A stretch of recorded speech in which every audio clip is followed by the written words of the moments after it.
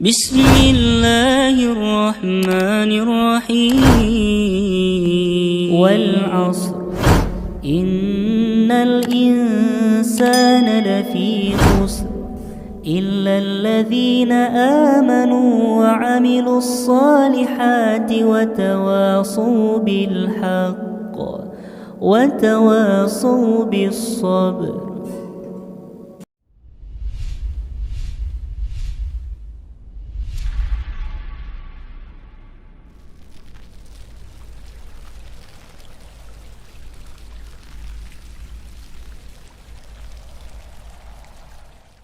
Assalamualaikum warahmatullahi wabarakatuh. Innal hamdalillah nahmaduhu wa nasta'inuhu wa nastaghfiruh wa na'udzu billahi min sururi anfusina wa min sayyiati a'malina. May yahdihillahu fala mudhillalah wa may yudhlilhu fala hadiyalah. Asyhadu an la ilaha illallah wahdahu la syarikalah wa asyhadu anna Muhammadan abduhu wa rasuluh la nabiyya wa la rasula ba'dah.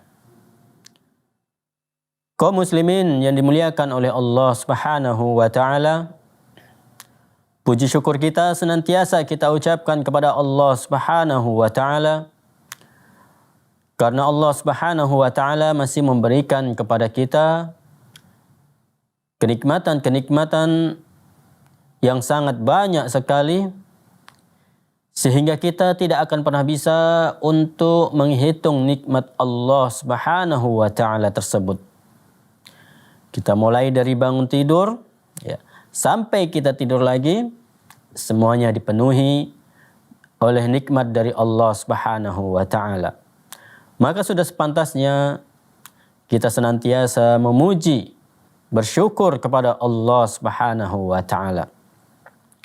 Salawat dan salam senantiasa kita ucapkan kepada Nabi kita Nabi Muhammad sallallahu alaihi wasallam, yang mana kita selalu mengharapkan syafaat dari Nabi Muhammad sallallahu alaihi wasallam nanti pada hari kiamat. Kaum muslimin yang dimuliakan oleh Allah Subhanahu wa taala, kita akan lanjutkan kembali pembahasan kita, yaitu yang kita ambil dari buku Seluk-Beluk Alam Jin dan Syaitan, yang mana pada kesempatan sebelumnya kita telah membahas yaitu beberapa kisah dari para ulama ataupun ada juga kisah dari sahabat Nabi yang mereka memberikan contoh kepada kita tata cara meruqyah ataupun tata cara mengobati orang yang terkena gangguan jin. Yang pertama adalah kisah dari Ibnu Mas'ud radhiyallahu anhu, yang mana beliau pernah mengobati orang kesurupan dengan bacaan Al-Quran, dan tindakannya ini diperbolehkan oleh Rasulullah sallallahu alaihi wasallam. Yang mana Abdullah bin Mas'ud pernah membacakan ayat Al-Quran di telinga orang yang sedang pingsan, yang dalam kondisi pingsan. Kemudian Abdullah bin Mas'ud membacakan ayat Al-Quran, yaitu dalam Al-Quran surah Al-Mu'minun ayat 115. Afa hasibatum annama khalaqnakum abatha. Dia hanya membacakan ayat itu, dibacanya berulang-ulang, maka tidak berapa lama kemudian orang yang pingsan tersebut tersadar dari pingsannya. Maka kemudian ditanya oleh Rasul sallallahu alaihi wasallam, ataupun Rasul sallallahu alaihi wasallam bertanya, apa yang kamu bacakan ke telinga orang yang pingsan tersebut? Maka ia pun menjawab, aku membacakan surah Al-Mu'minun ayat 115. Maka kemudian Rasul sallallahu alaihi wasallam menjawab, sekiranya seorang yang diberi taufik oleh Allah Subhanahu wa taala membaca ayat ini di atas gunung, niscaya gunung itu akan runtuh. Niscaya gunung itu akan hancur.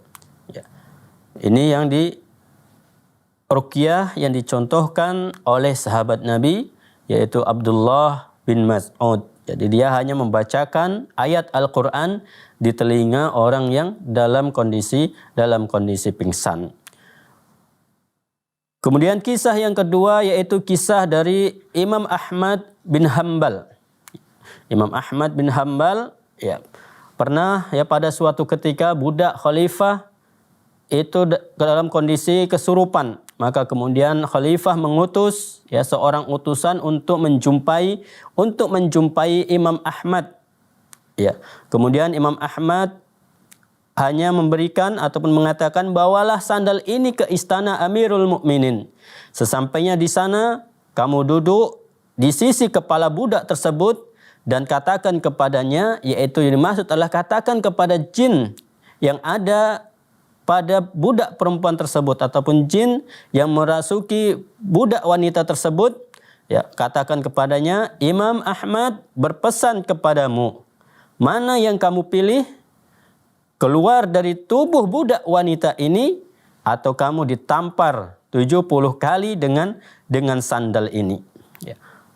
Ini yang pesan Imam Ahmad kepada utusan khalifah agar melakukan apa yang telah dikatakan oleh Imam Ahmad tersebut. Maka ketika dipraktekkan apa yang dikatakan oleh Imam Ahmad tersebut, maka jin itu pun mengatakan, aku dengar dan aku patuhi.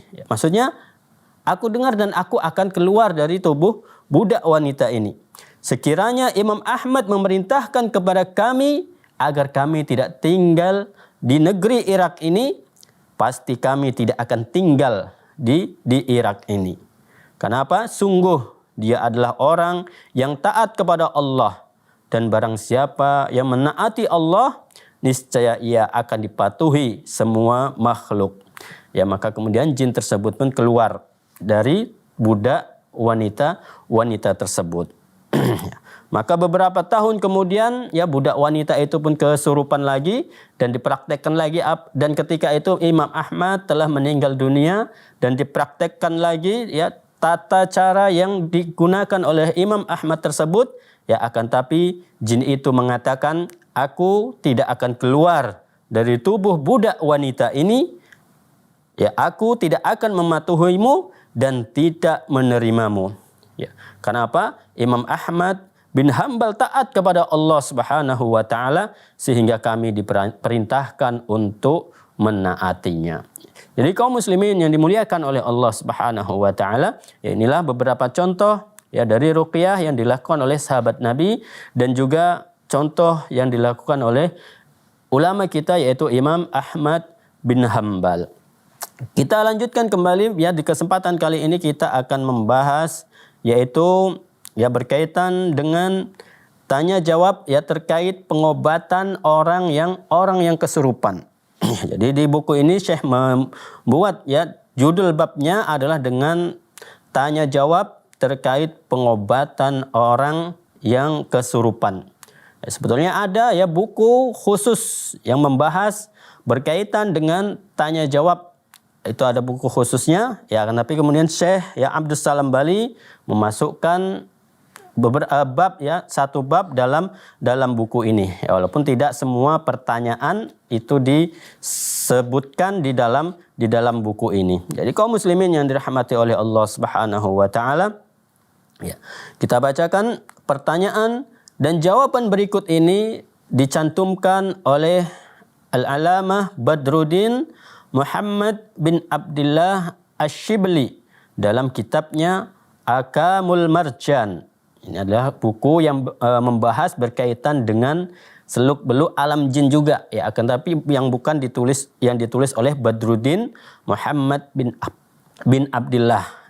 Tapi kalau yang buku yang kita bahas ini adalah buku yang ditulis oleh Syekh Wahid Abdus Salam Bali. Abdul Abbas Ibnu Taimiyah pernah ditanya tentang seorang lelaki yang terpaksa mengusir jin dalam waktu yang sangat lama.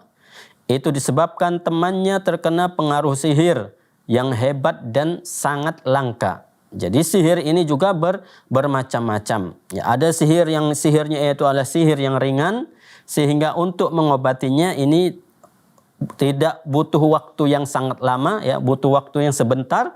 Ya, ada juga yang model sihirnya ini dia bertahan sangat lama. Ya, mungkin karena memang buhul-buhul sihir tersebut itu belum dihancurkan, ya, ataupun belum ditemukan. Ya. Karena kalau sihir, ya, biasanya itu identik dengan buhul-buhul. Ketika seseorang ingin menyihir orang lain, ya, maka nanti di situ akan dibuat ataupun diambil dari bekas orang yang ingin disihir tersebut, kemudian digabung, dia diikat-ikat dan biasanya ditaruh di tempat-tempat yang tidak dapat diketahui oleh orang.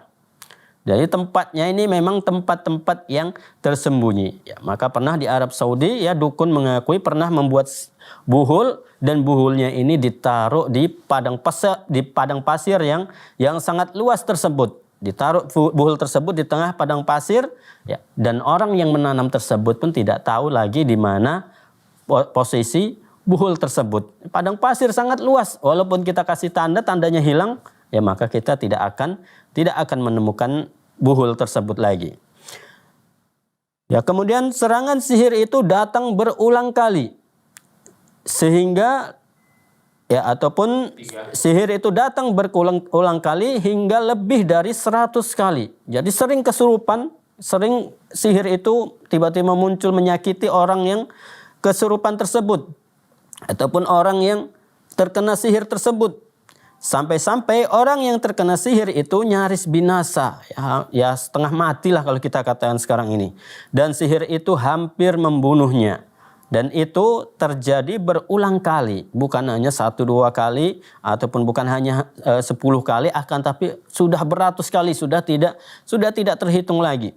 Laki-laki itu pun mengobatinya dengan bertawajuh, ya, menghadap pada Allah Subhanahu wa taala, berpaling secara total dari syaitan, terus-menerus berdoa kepada Allah Subhanahu wa taala, memohon perlindungan kepada Allah Subhanahu wa taala, serta merealisasikan ataupun melaksanakan tauhid kepada Allah Subhanahu wa taala, dan dia pun lalu merasakan pertolongan Allah atas tukang sihir dan para jin.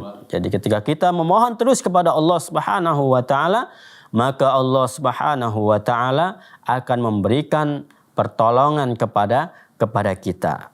Ya, bukan malah kita, ya, meminta ataupun berobat dengan pengobatan yang dilarang dalam syariat Islam. Ya, mengobati sihir dengan sihir ini juga tidak diperbolehkan, ya, ataupun mengobati sihir dengan mendatangi dukun ini juga adalah tidak diperbolehkan. Yang diperbolehkan adalah mengobati sihir dengan ruqyah, ataupun mengobati sihir dengan kita sendiri langsung memohon kepada Allah Subhanahu wa taala, kita berdoa terus-menerus.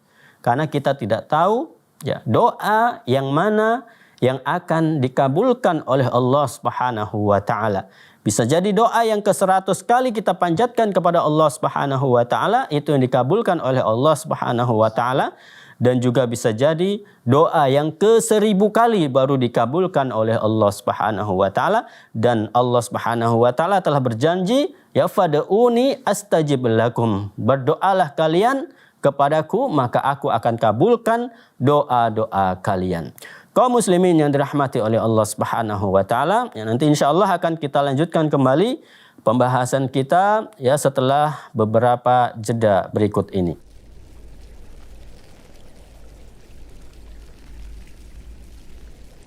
Alhamdulillahi rabbil alamin.